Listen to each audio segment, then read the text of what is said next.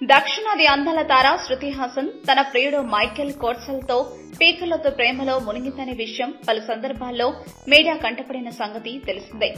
గతంలో ముంబై ఎయిర్పోర్టులో ప్రియుడితో కలిసి media కంటపడడం sensational గా మారిన సంగతి తెలిసిందే.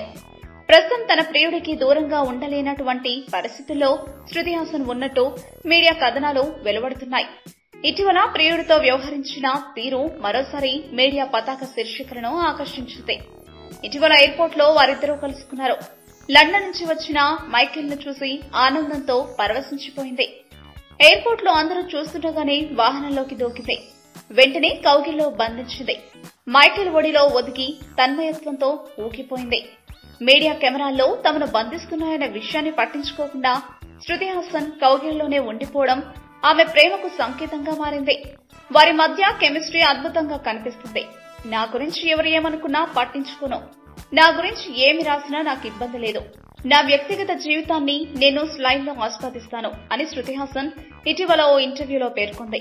లండన్ లో మైకేల్ థియేటర్ ఆర్టిస్ట్. ఇటీవల British rock band dinosaur pile up కోసం ఓ పాట రికార్డింగ్ కు శృతి లండన్ లో పర్యటించింది.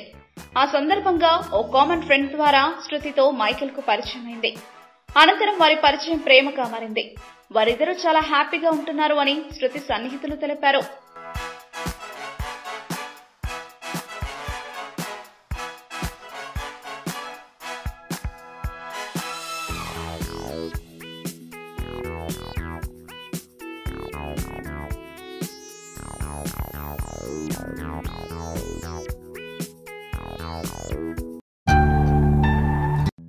ఏరా హ్యాక్ చేసావా?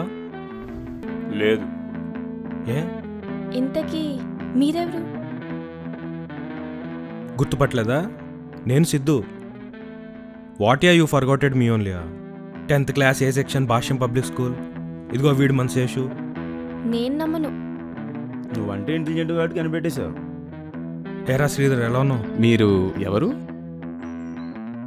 మర్చిపోయావా? You also forgotted మీయా?